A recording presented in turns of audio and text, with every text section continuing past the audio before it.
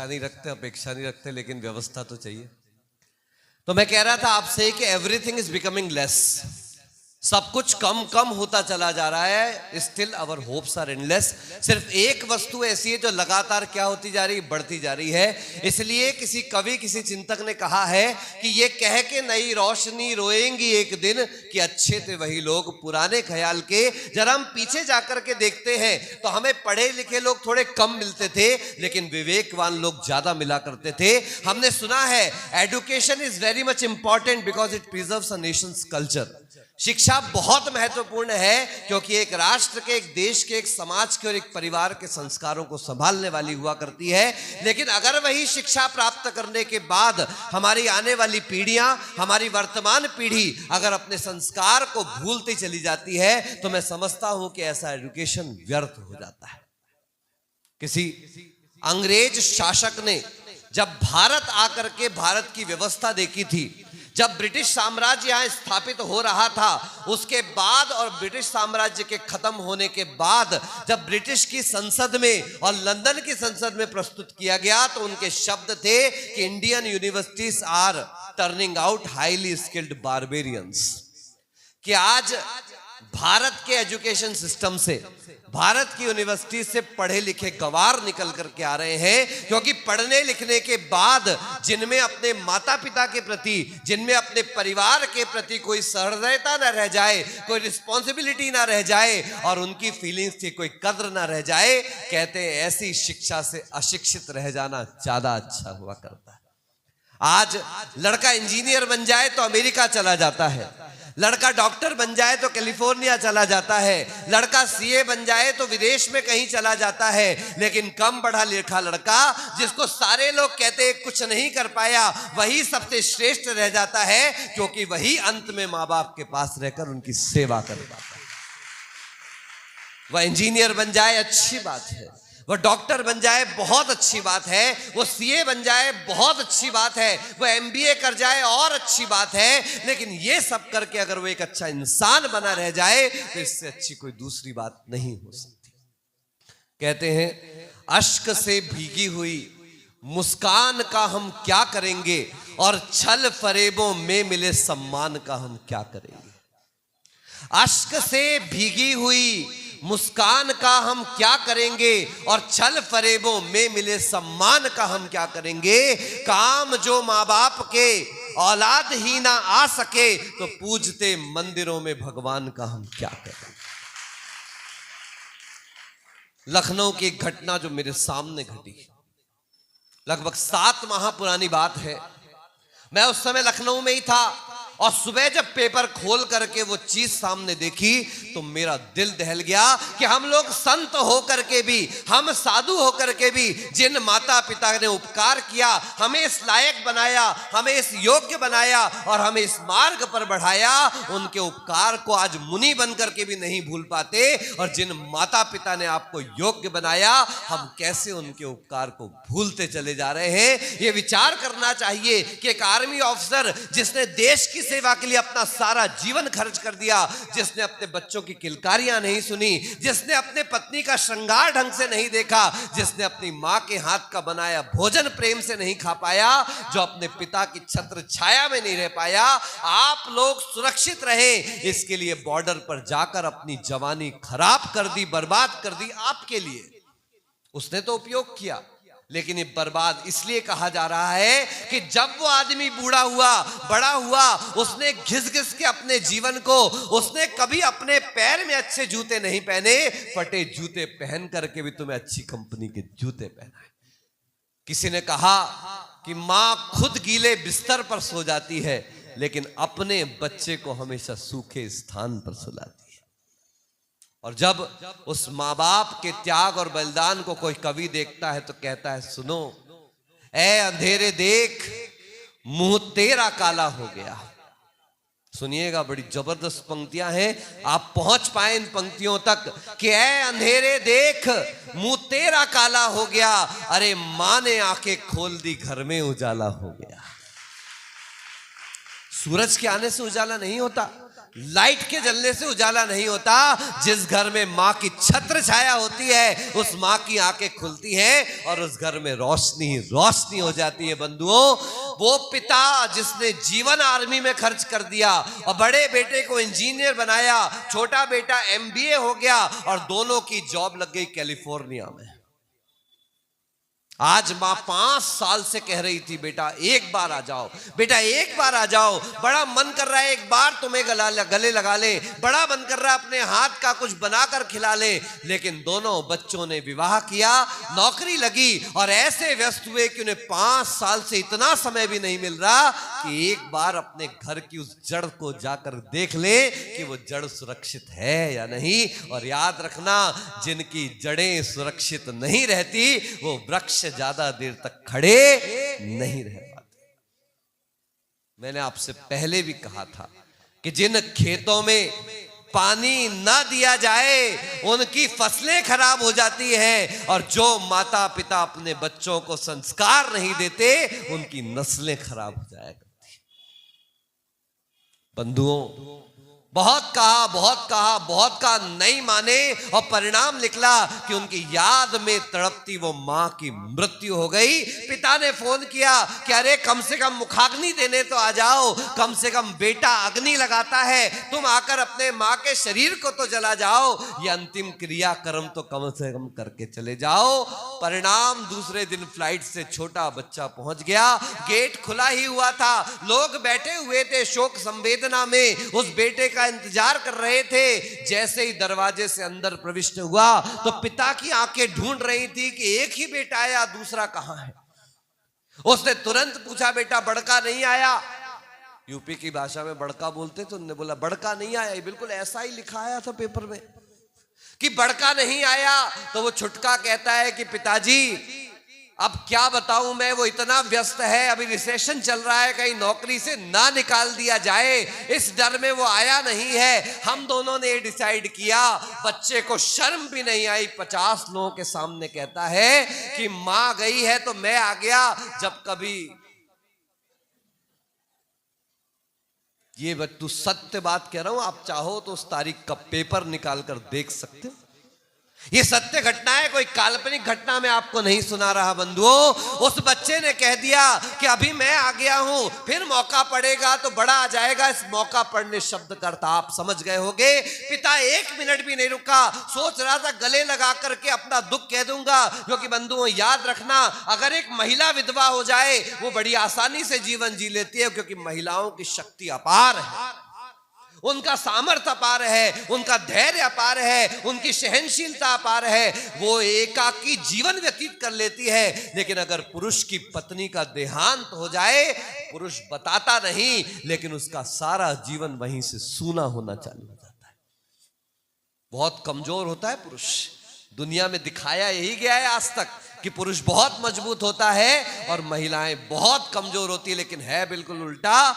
धरती का दूसरा नाम स्त्री है और स्त्री का दूसरा नाम क्षमा कहा गया है, क्योंकि जिसमें धैर्य होता है उसी के अंदर क्षमा गुण होता है। पिता सोच रहा था बेटा आएगा, मैं गले लग जाऊंगा और इस दुख को उसके सामने व्यक्त कर दूंगा, लेकिन जैसे ही शब्द सुने कि अभी मैं आ गया, अगला मौका पड़ने पर भैया आ जाएंगे।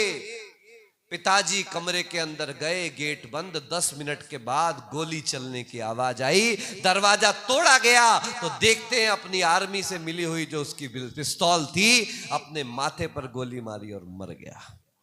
उसने आत्महत्या कर ली। पत्र सामने रखा था और उस पत्र में लिखा था कि मेरे बच्चे बहुत मेहनत करके सीए, इंजीनियर, डॉक्टर बने हैं, ये लड़के बड़ी मेहनत से अमेरिका, कैलिफोर्निया गए हैं, और देखो आज कितनी मुश्किल से समय निकालकर मां का अंतिम संस्कार करने आया है। मैं नहीं चाहता कि अगली बार इनको फिर आना पड़े, इसलिए मैं इनको आज मुक्त कर देता हूं। हम दोनों ही चले जाते हैं ताकि बच्चों को दोबारा लौट करके ना आना। सच है, अश्क से भीगी हुई मुस्कान का हम क्या करेंगे, छल फरेबों में मिले सम्मान का हम क्या करेंगे, और काम जो माँ बाप के औलाद ही ना आ सके तो पूजते मंदिरों में भगवान का हम क्या करेंगे। विचार करिए, कहां जा रही है युवा पीढ़ी और कहां जा रहे हैं संस्कार, और गलती आपकी है। मैं कभी बच्चों को कुछ नहीं कहता, मैं युवाओं को कुछ नहीं कहता। अरे मंदिर के दर्शन करने आते हैं, महाराज के दर्शन करने आते हैं, बच्चे को आगे करते हैं, जबरदस्ती मुंडी पकड़ते हैं, नमस्तु कर। ये रैगिंग क्यों ले रहे हो? खुद तो खड़े हैं, खुद की कमर नहीं झुक रही, खुद के घुटने नहीं टिक रहे, खुद का मस्तक नहीं झुक रहा, और बच्चे से अपेक्षा कर रहे हैं कि बच्चा झुक कर करे। ये याद रख के चलना, चिल्ड्रंस लर्न इन पिक्चर्स। बच्चे देख कर सीखते हैं, बच्चे सुनकर नहीं सीखते। जब अभिमन्यु की मां के गर्भ में रहते हुए, विचारणीय तथ्य है, ये ऐसी वैसी बात नहीं है कि अभिमन्यु के अपनी मां के गर्भ में रहते हुए जब तक वो जाग रही थी, जब तक कृष्ण उनको क्या सुना रहे थे, सॉरी अर्जुन उनको क्या सुना रहे थे? चक्रव्यूह में प्रवेश का रास्ता। और दुर्भाग्य अभिमन्यु का कि जिस समय अर्जुन चक्रव्यूह से निकलने का रास्ता बता रहे थे, मां सो गई। मां क्या सोई? बच्चे का भाग्य, बच्चे का भविष्य, बच्चे के जीवन की उन्नति सो गई। एक बार युधिष्ठिर, अर्जुन, भीम, नकुल और सहदेव, पांचों के पांचों भाई वनवास में थे, आपको ज्ञात ही होगा। वो एक पेड़ के नीचे विश्राम कर रहे थे। विश्राम करते करते मात्र युधिष्ठिर जाग रहे थे। चारों भाइयों को बड़े प्रेम से सुलाकर बड़ा भाई उनकी सुरक्षा में बैठा हुआ था। अचानक देखते हैं कि अर्जुन के चेहरे के भाव बदल गए, और बदलते बदलते बदलते 2 मिनट बाद अर्जुन झटके से खड़े हुए। युधिष्ठिर पूछते, बेटा क्या हुआ? अर्जुन कहते, भैया मैंने बहुत बुरा स्वप्न देखा। बोले ऐसा क्या स्वप्न देख लिया? बोले भैया मैं क्या स्वप्न देख रहा था कि एक गाय अपने बछड़े को जीभ से चाट रही है। युधिष्ठिर कहता है ये तो बहुत अच्छी बात है, ऐसा स्वप्न तो बहुत अच्छा है। यहां शास्त्रों में जो क्या कहते हैं, कौन सा ज्ञान, स्वप्न ज्ञान आदि, जो उसके हिसाब से तो निमित्त की अपेक्षा से बहुत अच्छी बात है। एक गाय अपने बछड़े को चाट रही है, यानी गो वच्छ सम प्रीति वात्सल्य के लिए उदाहरण दिया है, तो ये तो अच्छी बात है। बोले भैया यहां तक तो बहुत अच्छा था कि गाय अपने बछड़े को चाट रही है, लेकिन डर में इस बात से गया स्वप्न में देखकर कि गाय ने बछड़े को इतना चाट लिया, इतना चाट लिया, इतना चाट लिया, इतना चाट लिया कि चाटते चाटते चमड़ी छिल गई और अंदर से रक्त बाहर आने लगा। युधिष्ठिर के चेहरे पर मुस्कुराहट आ गई और युधिष्ठिर तुरंत अर्जुन से कहते, बेटा तुमने पंचम काल का ये स्वप्न देखा है, ये पंचम काल के माता पिता और उनके बच्चों के बीच का स्वप्न है। ये संकेत है, ये हमें हिंट मिली है कि पंचम काल के माता पिता अपने बच्चों को लाड़ प्यार में ऐसा बिगाड़ेंगे कि वही बच्चे के लिए घातक होता चला जाएगा। आज आप अपने बच्चे को शेर नहीं बना रहे हो, आज आप अपने बच्चे को सर्कस का शेर बना रहे हो। क्या बना रहे हो? कभी याद करो, तुम खंडेलवाल हो, मारवाड़ी समाज के लोग हो। अरे ये वो मारवाड़ी समाज है कि बच्चे के होश में व्यवस्थित आने के बाद दूसरे के घर नौकरी करने भेज देते हैं। क्या करने भेज देते थे? आज भी जाओ उदयपुर, आज भी जाओ बांसवाड़ा, आज भी जाओ उदयपुर का वो पूरा मेवाड़ और वागड़ का इलाका, आज भी कोई अपने बच्चों को अपनी दुकान में नहीं बैठाता। बच्चा 13, 14, 15 साल का होता है, पढ़ाई अपनी जगह कराते हैं, लेकिन उसके बावजूद भी वो अपने बच्चों को किसी की दुकान में नौकरी करने भेज देते हैं। किसी को बंबई, किसी को अहमदाबाद, कोई अकोला में है, कोई नागपुर में। चले जाना, देख लो नागदा समाज, बिल्कुल अपनी दुकान में नहीं। क्योंकि जब व्यक्ति दूसरे के नीचे रहकर, दूसरे के अंडर में रहकर और अपना जीवन यापन करता है, तब उसके अंदर का जो निखार होता है, कालांतर में वही जाकर दूसरे की भावनाओं को सही समझ पाता है, जिसको पहले से ही सुविधाएं दे दी जाती है। आज अगर सर्कस के शेर को जंगल में छोड़ दिया जाए तो उसको जंगल के शिकारी कुत्ते मार करके खा जाएंगे, और वही कुत्ता देखो जंगल में चला गया तो शेर को भी मार के खा ले रहा है। निर्णय आपको करना है, आप अपने बच्चों को कहां लेके जा रहे हैं, कैसे संस्कार दिला रहे हैं। धर्म क्षेत्र पर ला करके क्या आप उनको उनके भविष्य की नींव रखने में सहयोग दे रहे हैं? अरे पहले तो माँ अपना स्वयं दूध पिलाकर बच्चे को बड़ा करती थी, तो बच्चों में भी माँ और परिवार के श्रेष्ठ संस्कार आते थे। आज तो बच्चा थोड़ा सा बड़ा हो जाए तो उसके मुंह में बोतल थमा दी जाती है, अपने हाथ से बोतल चूसना चालू कर देता है। परिणाम कि आज तुमने उसको बोतल पकड़ाई है, कल वो बोतल ही पीने वाला है। आपने जैसे संस्कार पकड़ाए भविष्य भी उसका वैसे निर्मित होता चला जाता है। बंधुओं, संस्कृति की विकृति इतनी बुरी स्थिति में आ चुकी है कि आज बिना विवाह किए साथ रहने को स्वतंत्रता माना जा रहा है। कभी विचार करिएगा। और जो साधु, जो संत और जो चिंतक विचारक इन विषयों में खुलकर बोलते हैं, कहते हैं उनके मुंह पर कालिक पोत दी जाए।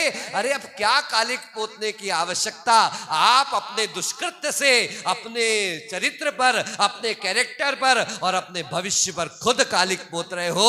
अब आने वाले बच्चे क्या माँ का नाम बताएंगे और क्या पिता के नाम बताएंगे? आज हेमंत जी आपका बेटा बड़ी शान से कहता है मैं हेमंत जी का बेटा हूं। आने वाली पीढ़ी का शान गिरने वाला है, क्योंकि जब पिता का ही पता नहीं है, जब मां का ही पता नहीं रह पाएगा, तो बच्चे क्या अपनी संस्कृति और संस्कार, क्या अपने कुल और जाति बता पाएंगे? अब दीक्षा लेने वालों को भी सोच लेना चाहिए।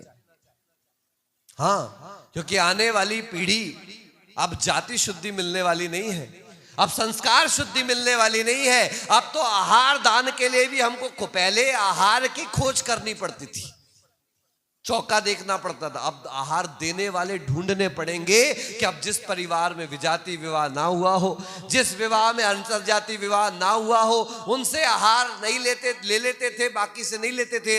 अब ये पैमाना छोड़ना पड़ेगा, क्योंकि अब तो ये देखना पड़ेगा विवाह हुआ है। बताओ, सोचिएगा, विचार करिएगा, स्वतंत्रता किन मायनों में होनी चाहिए थी? स्वतंत्रता विचारों की होनी चाहिए थी, बराबरी चारित्र आचरण विचार में होनी चाहिए थी। आप लोगों ने बराबरी किस चीज में करना प्रारंभ कर दिया? बंधुओं, स्त्री को हमेशा हमेशा इस भारत देश में व्याकरण में सूत्र आता है, यत्र नार्यस्तु पूज्यन्ते रमन्ते तत्र देवता। जहां पर नारी की पूजा की जाती है वहीं देवताओं का निवास होता है। लेकिन कौन सी नारी की बात कर रहे हो? ये वो आदिनाथ भगवान का भारत देश है, आदिनाथ के पुत्र भरत का भारत देश है, जिस भरत की 2 बहनें थी, ब्राह्मी और। आप नहीं कह सकते हम स्त्री विरोधी हैं। You can't say that I am not a feminist, क्योंकि हमारा जैन धर्म is the biggest feminist of this world. आप उठा करके देख लिए, जैनों का इतिहास है कि महावीर आदिनाथ भगवान ने जब षट कर्मों का उपदेश दिया, असी मसी कृषि विद्या वाणिज्य शिल्प, ये खेती वेती पुरुषों के हाथ में पकड़ा दी, ये तलवार चलाना पुरुषों के हाथ में पकड़ा दिया।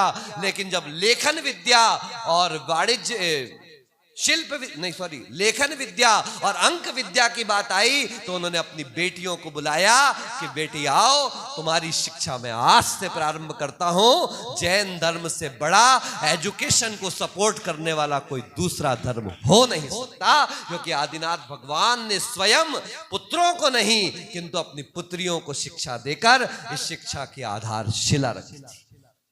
लेकिन कौन सी पुत्रियों को? ये आज की नहीं कि यहां पढ़ लेते हैं, लिख लेते हैं पुत्र पुत्रियां और शहरों में जाकर उच्चसंकल हो जाते हैं, स्वच्छंद हो जाते हैं, बारबेरियंस बन जाते हैं। अरे ये उन पुत्रियों की बात है कि जब बेटियों को पता चला कि जिस दिन हमारा विवाह होगा, हमारे 3 लोक के बनने वाले नाथ पिता को हमारे पतियों के सामने कन्या दान करते समय, कन्या देते समय अपना मस्तक झुका के प्रणाम करना पड़ेगा। लड़कियों ने निर्णय कर लिया, नहीं, हम आजीवन विवाह नहीं करेंगे जिसके कारण मेरे पिता को सिर झुकाना पड़ जाए, मेरी मां को झुकना पड़ जाए, जिनके कारण आज हम शान से अपना सिर उठाकर समाज में चल पाते हैं, मेरे कारण उनको सिर झुकाना पड़ जाए, ये मैं कभी होने नहीं दूंगा। स्मरण रखे बंधुओं, जो सजा तेरे साथ कटे वो सजा सजा नहीं लगती। अभी धराली में बादल फट गए, एक फोटोग्राफ बड़ा वायरल हुआ कि एक पिता अपने एक बच्चे को गोद में लिया है, एक को उंगली पकड़ा है, ऊपर से बादल फटने से वो पहाड़ पूरा गिरते हुए आ रहा है। पिता के चेहरे पे बड़ा टेंशन है, लेकिन पिता की गोद में जो बच्चा है और हाथ पकड़ के जो बच्चा चल रहा है, उनके चेहरों पे बड़ा नॉर्मल भाव है। टाइम्स ऑफ इंडिया में ये पत्रक में छपा हुआ ये पिक्चर है। कभी सोचिए कि माँ बाप की गोद कितनी टेंशन फ्री कर देती है। कोई चिंता नहीं, पहाड़ गिरेगा तो गिरेगा, लेकिन मुझे विश्वास है कि मेरा पिता मुझे उससे बाहर निकाल कर ले जाएगा। जो सजा तेरे साथ कटे वो सजा सजा नहीं लगती, और जो माँ बाप को रुलाते हैं उनको कोई दुआ नहीं लगती। आप सोच रहे हो आज महाराज को क्या हो गया? रक्षाबंधन है, खूब धागे बंध रहे हैं, पता नहीं क्या क्या बांधा जा रहा है, किस किस रूप में बांधा जा रहा है, किस किस तरीके से बांधा जा रहा है, लेकिन आखिर रक्षा किस चीज की करनी है? अगर आपने अपने बेटे को संस्कार दिए होते तो कोई निर्भया पैदा नहीं होती। अगर आपने अपने बेटे को संस्कार दिए होते तो किसी बच्ची की जबरदस्ती हत्या नहीं की जाती। अगर आपने अपने बेटे बेटियों को संस्कार दिए होते तो ये ध्यान रख करके चलना कि आपने अपने बच्चों को हायर एजुकेटेड बनाया है। क्या बनाया बोलो? मैं आपसे निवेदन करता हूं अपनी अंतिम बात के साथ, प्लीज अपने बच्चों को हायर एजुकेटेड की जगह वेल एजुकेटेड बनाएं। अगर अंतर ना पता हो तो विचार कर लेना, एक उच्च शिक्षित होता है और एक सुशिक्षित होता है। रावण उच्च शिक्षित था इसलिए उठा ले आया दूसरे की, राम सुशिक्षित थे इसलिए उसकी बहन के ऊपर नजर उठा करके भी नहीं देखा। भले ही रामायण का युद्ध हो गया, लेकिन राम लक्ष्मण ने उसकी बहन चंद्रनखा की तरफ नजर उठा करके भी नहीं देखी। विचार करिए, चिंतन करिए कि कमी कहां हो रही है। सिर्फ take it easy, let it go करते चले जाएंगे तो आने वाला भविष्य बहुत खतरे में है। हम पर्व तो मनाएं, लेकिन पर्व मनाने के जो उद्देश्य है, आज कितनों के बच्चे आए होंगे, कितनों के बच्चे विधान में हैं, कितनों के बच्चे जिनालय में आए हैं, और कितनों, अरे हम तो रोज देख रहे हैं यहां शांति धारा के लिए बच्चों को लेकर के आते हैं, करवाते हैं, और बच्चे खिसकते हैं तो उनको जान, जा बेटा तू जा थोड़ा आराम कर लो। कहां गए? क्यों सपना? प्रेरित करो अपने बच्चों को। उपदेश के समय जिन्हें बैठाना चाहिए था, आपने अभिषेक कराया, छुट्टी, आपने शांति धारा कर, कोई फायदा नहीं हुआ। जिस चीज के लिए मुख्य रूप से बुलाया गया है, इकट्ठा किया जाना चाहिए, वो कार्य नहीं हुआ। बाकी सब कार्य, अरे इस थाली का उस थाली में आचार्य श्री के बिना भी किया जा सकता था, लेकिन आचार्य श्री की देशना सुनने का लाभ हमेशा मिलने वाला नहीं था। आइए समय हो रहा है पूज्य आचार्य श्री की देशना का, हम अपने संस्कार और संस्कृति की तरफ बढ़े। यही सबसे बड़ी मुनि धर्म की, जिन शासन की और अपने देश राष्ट्र राज्य की रक्षा होगी, और इनकी रक्षा से आपकी आत्मा की रक्षा होगी। उसी रक्षा के पर्व को उसी आनंद के साथ मनाएं। बोली पूज्य आचार्य श्री भद्रबाहु सागर जी महाराज जी की। ओम नमः सिद्धेभ्यां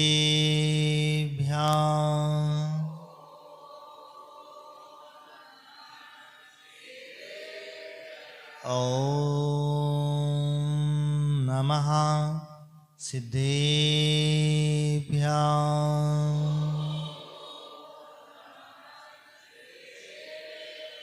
ओम नमः सिद्धेभ्यां।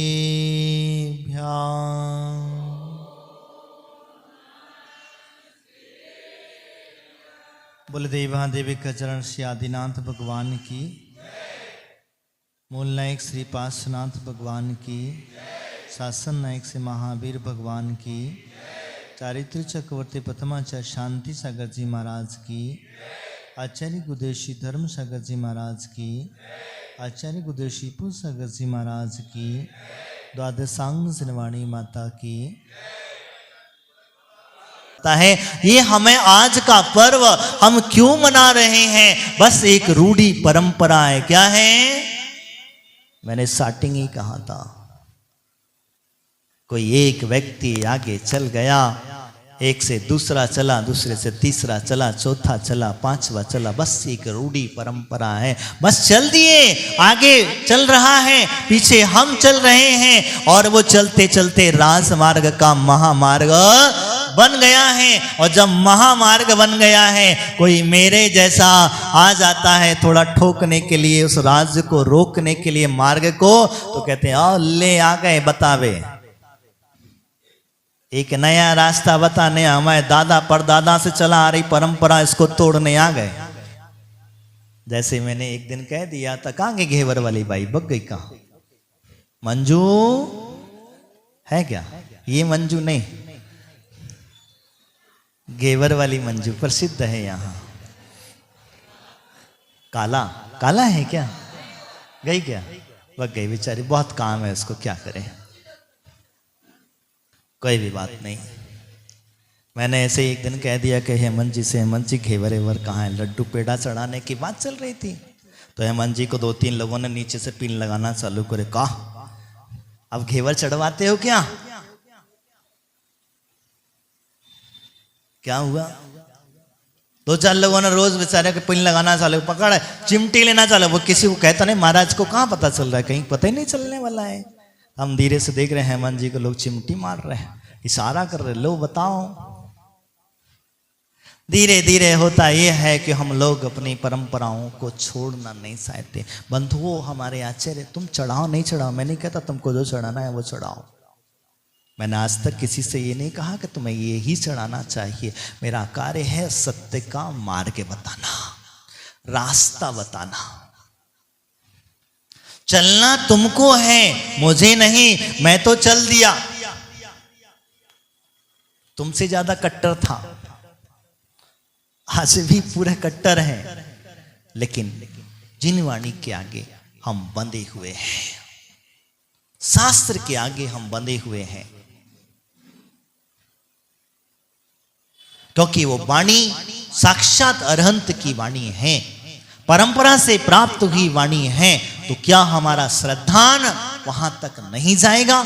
जाएगा। जैसे एक छोटा सा उदाहरण मैं आपके तौर बता देता हूं। धवला में के उसमें सटखंड नाम किसमें लिखा था? फूल चढ़ाने का, फूल चढ़ाने का जय धवला की 5वीं पुस्तक में लिखा है। भगवान मल्लीनाथ,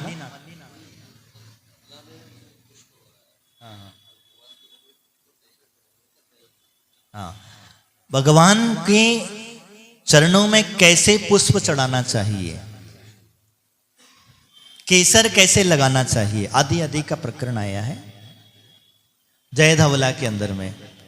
अब आप बताओ, तुम कल से केसर लगाओगे क्या? जय धवला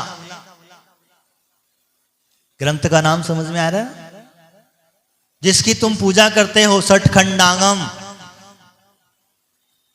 जिससे सारे जिनवाणी का एक आधार हमारे पास मिला है। तो क्या करोगे? हाँ, तब क्या करोगे? एक विचार करना, एक चिंतन करना। मैं इसीलिए कह रहा हूं, अगर मां तुम्हें करना नहीं करना वो तुम्हारा विषय है, लेकिन अगर मां जिनवाणी में लिखा है तो उस पर श्रद्धान कर लेना, विश्वास कर लेना। ये मत पकड़ करके बैठ जाना अब आए नई परंपरा चलाने के लिए। अगर कोई कर रहा है तो आप भी हाथ जोड़ करके अनुमोदना कर लेना, उसे रोकने का प्रसाद मत करना। बंधुओं, यही सबसे बड़ी व्यवस्था। हम रूढ़ी परंपरा से चले आ रहे हैं, रूढ़ी परंपरा से रक्षाबंधन का पर्व मनाते आ रहे हैं। रक्षाबंधन नहीं, इसका नाम है वात्सल्य। क्या है? क्या है इसका नाम? हाँ, वात्सल्य पर्व। क्या नाम है इसका? एक रूढ़ी हमारी चली आई और हम रूढ़ी से उसका नाम चेंज कर दिए, रक्षाबंधन। इसका नाम है वात्सल्य पर्व। और वो वात्सल्य पर्व क्या है? मुनियों को आए हुए उपसर्ग को मुनि ने दूर किया। किसने किया? मुनियों के ऊपर आए हुए उपसर्ग को मुनियों ने ही दूर किया। किसी श्रावक की हिम्मत भगवान शांतिनाथ की परंपरा के पट पर बैठे हुए हस्तिनापुर की नगरी में उन मुनि के भाई विष्णु कुमार मुनिराज के सगे भाई, जो धर्मात्मा, सोचो विचार करो, वह इस कार्य को नहीं कर पाए। एक मुनि ने वो कार्य कर दिखाया। जब मुनिराज ने पहले राजा को प्रेरणा दी, उससे कहा, तब उन्होंने कहा, मैं मुनिराज मैं क्षमा चाहता हूं, क्योंकि मैं इस समय पर इस कार्य को करने में सामर्थ नहीं हूं। तभी मुनिराज ने युक्ति लगाई, और वो युक्ति थी बटुक का वेश। क्या वेश बनाया? एक बटुक ब्राह्मण का वेश बनाया, और बटुक के ब्राह्मण का वेश बना करके वो राजा बलि के दरबार में, जहां हवन चल रहा था, कहां जो 4 मंत्री उज्जैन से निकाले गए थे, समझ में बात को, जिनको उज्जैन से निकाल करके भगा दिया गया था मुनियों के ही वजह से। किसके वजह से? मुनियों के ही वजह से उन्हें उज्जैन से निकाल करके भगाया गया था। वो मुनि अपना प्रतिशोध लेने के लिए इस प्रकार का कार्य करते हैं। उन्हीं मुनियों के ऊपर उपसर्ग करते हैं। किन के ऊपर? जिनकी वजह से भगाया गया था। अकंपनाचार्य मुनिराज को ज्ञान तो था, लेकिन मुनि बड़ा धैर्यवान होता है। मुनि के धैर्य की परीक्षा बहुत लोग ले लेते हैं। मुनिराज जब अपने ध्यानस्थ हो गए और कहते हैं, वहां जब लक्कड़ आदि जल रहे अग्नि में, उन्होंने तो सबको संदेशा दे दिया कि जाओ अब अपने अपने अंतस्य ध्यान में बैठ जाओ, सभी प्रकार के आहार पानी का त्याग करके। क्या करके? जब कोई ऐसा उपसर्ग आदि आता है तो ऐसे कार्य होते हैं, त्याग करके बैठ जाओ। अगर इस उपसर्ग से हम बचें, जीवित निकले, तो हमारा आहार पानी का ग्रहण करेंगे, अन्यथा हमारा चारों प्रकार के आहार का। मुनि तो अपनी क्रिया में व्यस्त, ध्यान में हो गया लीन। आचार्य कंपनाचार्य आदि 700 मुनिराज अपने शरीर से ममत्व को छोड़ करके बैठ गए। उन्हें कोई लेना देना नहीं है, लेकिन कहते करुणा, जिसको कहते हैं वात्सल्य, तुम्हारे जैसा नहीं। गांव में महाराज को आके 2 महीने हो गए, कभी चौका है, कभी नहीं है, कभी पड़ोसी के घर में घुस गए, कभी अड़ोसी के घर में घुस गए, कभी जगह नहीं है, कभी रोशनी नहीं है, कभी ये नहीं है, तो कभी सासू बाहर गई, तो कभी बहू बाहर गई है, कभी बेटियां आ गई, कभी कोई आ गया। बस ये बहाने बनते चले गए। वात्सल्य की भावना देखी, करुणा कैसी जागती है। साधु बीमार है तो कुछ लेना देना नहीं है, सिर्फ एक आदमी महाराज की सेवा करेगा, बीमार है तो दूसरा नहीं करेगा। क्यों भैया? तुम्हारे अंदर वात्सल्य के भाव नहीं जागे। कहते हैं वात्सल्य जिसको कहा जाता है, एक बछड़े के प्रति गाय के जो भाव होते हैं। कैसे? गाय के जो बछड़े के प्रति भाव होते हैं, वो कैसे भाव होते हैं? बछड़ा जब तक चलने फिरने लायक नहीं हो जाता, बछड़ा जब तक अपने मुख से घास आदि नहीं खाने लगता है, तब तक गाय उस बछड़े को दूध पिलाती है। समझ में आ रहा है? अपना दूध पिलाती है, और वो दूध पिला पिला करके उसे बड़ा कर देती है। और कर देने के पश्चात बछड़ा जब घास खाने लग जाता है, जब अपने पैरों पर खड़ा हो जाता है, तो गाय दूध पिलाना बंद करती कि नहीं करती? अब हम तो तुम्हारे ही आश्रित हैं। किसके आश्रित हैं? हाँ, किसके आश्रित हैं?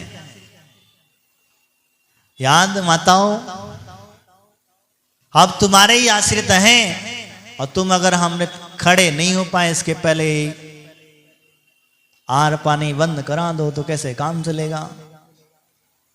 कोई बीमार है, रोगों से ग्रस्त है, और आज का पंचम काल है, पंचम काल में अन्न का कीड़ा है मनुष्य। किसका? अन्न का कीड़ा है, और इसके खाए बगैर रहता नहीं है, शरीर चलता नहीं है। वो धन है मुनिराज 2 दिन 4 दिन 6 दिन 5 दिन 15 दिन 20 दिन का उपवास कर लेते, उनकी शक्ति अपार है, लेकिन हमारे पास वो शक्ति नहीं है। तो क्या हमको भी 15 दिन उपवास करवाओगे? कोई उपसर्ग आ जाए, कोई आपत्ति आ जाए, कोई पीड़ा आ जाए तो क्या करोगे? कभी विचार किया? कोई मन में विचार आया?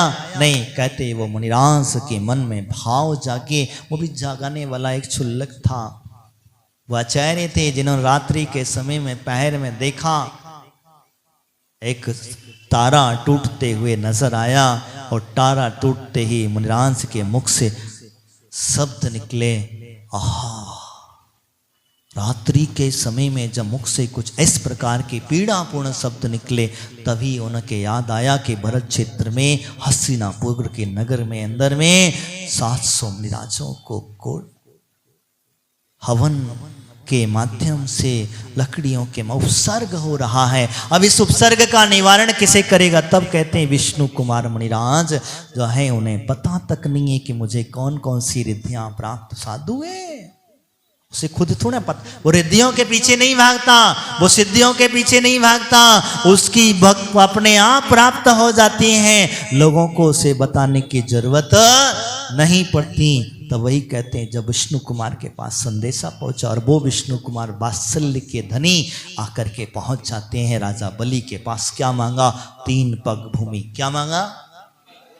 पगली भी पगला गया, बोले कि ये ब्राह्मण है, बटुक है, 3 पग भूमि मांग रहा है और कुछ नहीं चाहिए इसको। बोले बस मुझे तो 3 पग ही चाहिए, बाकी कोई लेना देना। कहते हैं वो 3 पग भूमि जैसे ही मांगते हैं, संकल्प कराया जाता है, और संकल्प कराने के बाद वो कमंडल से पानी उसके हाथ पे डाल दिया, और 3 पग भूमि उसको देने की दक्षिणा में दिया। तो अब क्या होगा? मुनिराज बटुक के वेश में, उन्होंने अपना शरीर विक्रिया रिद्धि के माध्यम से फैलाया। तो कहां तक गया पहला पैर? कहां गया? सच बताओ। कोई कह रहा सुमेरु पर्वत, कोई कह रहा मानसोत्तर पर्वत। कहां गया? मानसोत्तर पर्वत के पास पहुंच गया। कहां पहुंचा? वहां के देवता जैसे ही मुनिराज के चरण दिखे, विष्णु कुमार मुनिराज के चरण दिखे, वो भागे भागे आए, लिए अपने हाथों में थाल, पुष्प और आदि जल आदि से लेकर के मुनिराज के पाद प्रक्षालन कर दिए। क्या किए? यही करे ना। जैसे ही पता चला मुनिराज के पैर हैं, वो धन है, मुनिराज धर्म रक्षा के लिए उन्होंने ये बटुक का भेष बनाया है, तो पहला पैर रखा मनुष्योत्तर पर्वत पर, और वहां उस पैर की पूजा वहां के देवता करने लगे। दूसरा पैर रखा कहां? अब कहां गए हैं? दूसरा पैर कहां रखा? ललित जी, बाप रे, रोज मनाने, हर साल मनाते हो तुम लोग।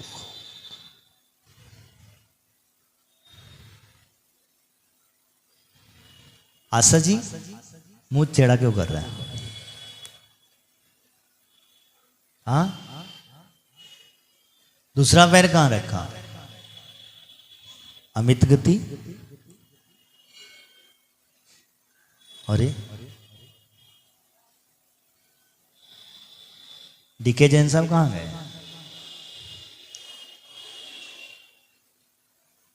चले गए? हाँ, विपुलाचल पर्वत तो तुम्हारे यहाँ गया में है, हैं? हे भगवान, कैसा होगा अमित?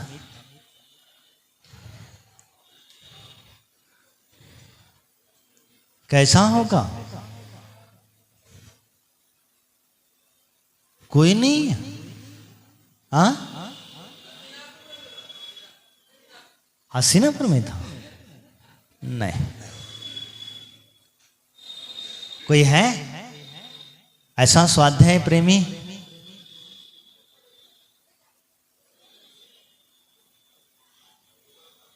बस यही रूढ़ी परंपरा है। हाँ, क्या बताना चाह रहे? क्या बताना चाह रहे हैं? कौन सा विषय था?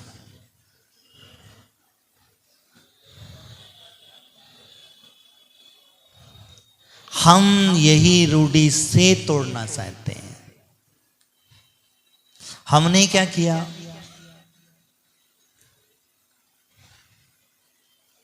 अच्छा चलो बताओ, तीसरा पैर कहां रखा?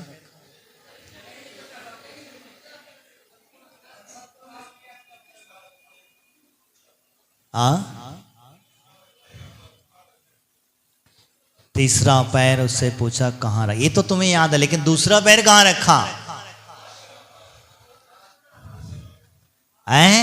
नहीं, हसीनापुर में पैर नहीं था उनका। आज तुम्हारा वाला हो।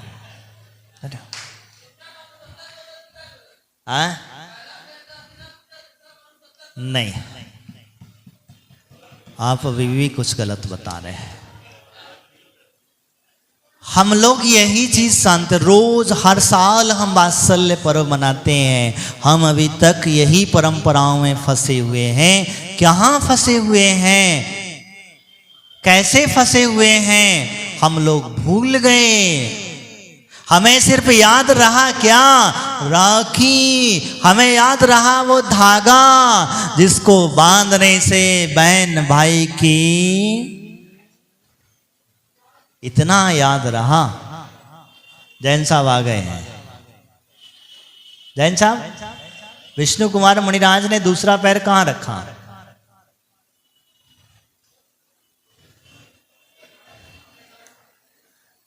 हमें यही सबसे बड़ी प्रॉब्लम है कि हमें सिर्फ याद रहा वो कच्चा धागा। वो था क्या? राखी का धागा, जिसके हम राखी राखी कहते हैं। आज हम लोगों ने उसे बिजनेस बना लिया है। हमारी माताओं ने उसे बिजनेस के तौर पर देख लिया है। अपने भाई की जेब से पैसा निकालने का भाव बना लिया है।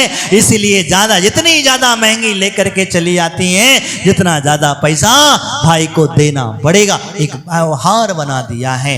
पहले था एक वात्सल्य का भाव, एक प्रेम का भाव।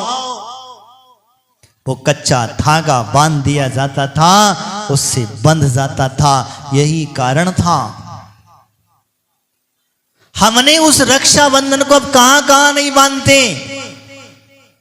रक्षा, तुम्हारी मर्जी, मैं कितना भी कहूं तो मुझे पता है तुम मानोगे तो हो नहीं, मानने वाले तो हो नहीं। कहां कहां नहीं बांधते और कैसे कैसे नहीं बांधते। हम लोग तो देख देख करके थक गए, हम बोल बोल करके थक गए। इसलिए कहता हूं तुमको जहां अच्छा लगे वहां बांधो। लेकिन एक बात ध्यान रखना, इस बांधने से कभी विचार करना, चिंतन करना कि आप इस रक्षा करने वाले धागे से कभी किसी की रक्षा हुई है? या बहन ने भाई को बांधा, भाई ने बहन को बांधा, क्या बहन की रक्षा करने के लिए भाई पहुंचा? जब बहन को कष्ट आते हैं तो बहन को ही झेलना पड़ते हैं। भाई सिर्फ सांत्वना के अलावा कुछ दे नहीं सकता। जब भाई पर कष्ट आते हैं तो भाई को ही झेलना पड़ते हैं, क्योंकि ये कर्म व्यवस्था है। बंधुओं, कर्म जब व्यक्ति के उदय में आते हैं तो उसके कर्म का फल क्या करना पड़ता? जैन सिद्धांत कहता है भैया तुमने जैसा कर्म किया है उसका फल तुम्हें वैसा ही प्राप्त होगा। तुम्हें कोई तुम्हारी सुरक्षा और रक्षा करने वाला नहीं है। लेकिन हाँ, एक बात ध्यान रखना, तुम अगर किसी दिगंबर मुनिराज की रक्षा करेंगे, तुम अगर जिनेंद्र भगवान की रक्षा करेंगे, तुम अगर जिन धर्म की रक्षा करेंगे, मां जिनवाणी की सुरक्षा करेंगे, तो तुम्हारी सुरक्षा करने के लिए, तुम्हारी रक्षा करने के लिए देवता जरूर आ जाएंगे। कैसे? देवता जरूर आ जाएंगे। जिन धर्म की रक्षा, आप उठा के देख लो कई मुनियों का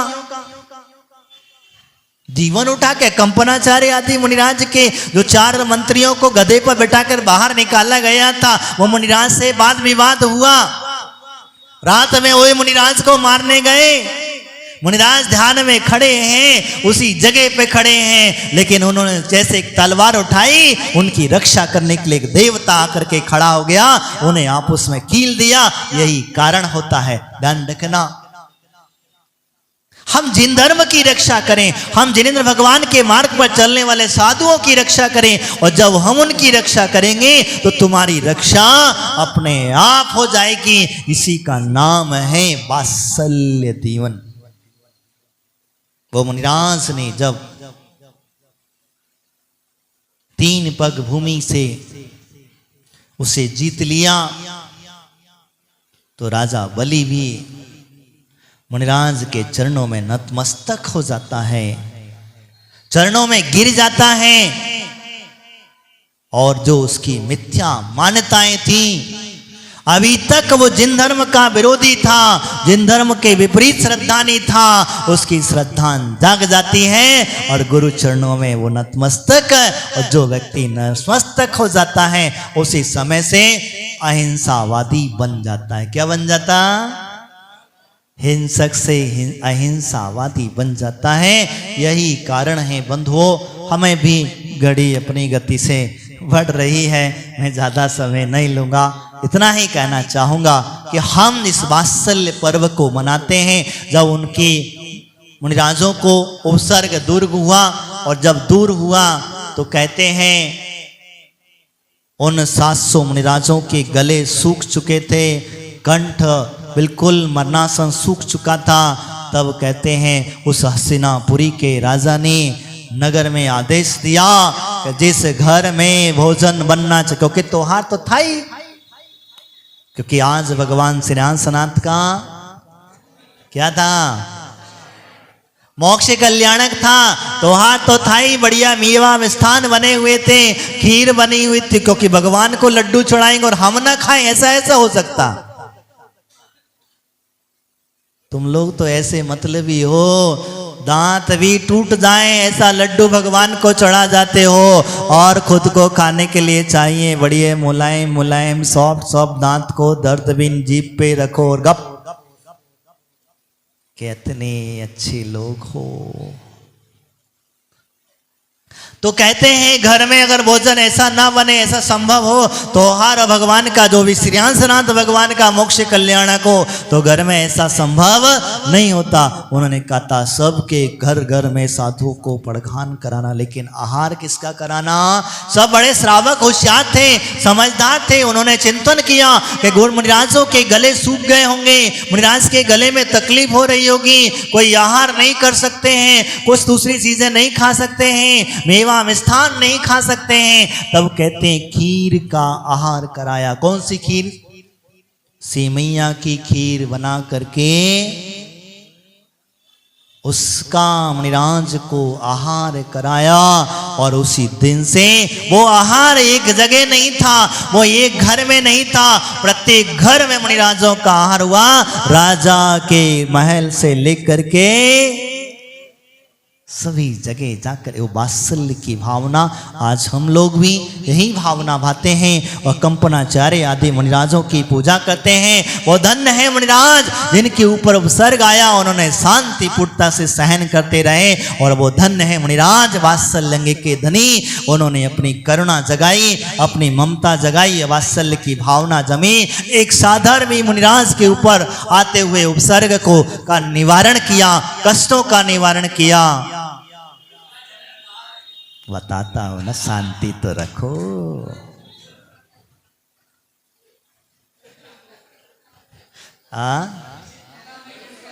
बीच में टोक दिए हमें, कहा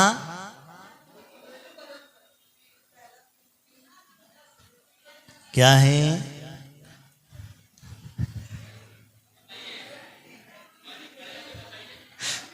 क्या कह रहे हैं? नहीं, पहला पैर मेरू पर्वत पर, दूसरा पैर मानुष्योत्तर पर्वत पर, ऐसा है। और तीसरा पैर पीठ पर रखने के लिए, पीठ झुक गए थे वो और पैर रखा नहीं था महाराज ने, लेकिन उन्होंने अपने चरणों को समर्पित कर दिया। इन्होंने बीच में टोक दिया हमें, बताओ इनको वहां चिंता लगी थी। तो ये घटनाएं हमें याद रहना चाहिए। हम लोग एक रूढ़ी परंपरा से चले आ रहे हैं। तो मैं आपसे जो कह रहा था कि भगवान के मुनिराज जो है वो धन्य है जिन्होंने मुनिराज के ऊपर उपसर्ग आया हुआ देख अपनी रिद्धियों का प्रयोग किया और प्रयोग करके उन मुनिराजों को बचाया। उन्होंने वात्सल्य के अंग में प्रसिद्ध हुए। ऐसे मुनिराज की भी हम पूजा अर्चा करते हैं, उन्हें वंदना करते हैं कि ऐसी भी शक्ति हम लोगों को भी प्राप्त हो, उस उपसर्ग को सहन करने की भी हो। और ऐसे साधर्मी मुनिराजों के ऊपर कोई उपसर्ग आ जाए और अगर हम सामर्थ्य हैं, हम अगर हमारे अंदर में वो शक्ति है, तो हम भी उन्हीं के तरह क्या करें? क्या करें? उपसर्ग को दूर करें। किसके? बहन भाई के नहीं, माता पिता के नहीं, बाप बेटे के नहीं, किसके? जिन धर्मी व्यक्ति के। किसके?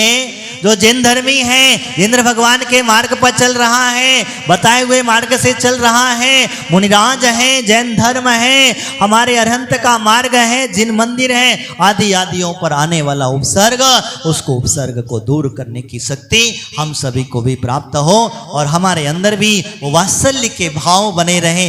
कब तक? जैसे गाय बछड़े को खड़ा कर देती है, पैर पर खड़ा कर देती है, बस उतना ही वात्सल्य के भाव रखना। बच्चों को भी यही शिक्षा देना कि बस बच्चों को अपने पैर पर खड़े हो जाएं, अब उनके बीच में उंगली करना बंद कर देना, अब उन्हें उनके हाल पे छोड़ देना।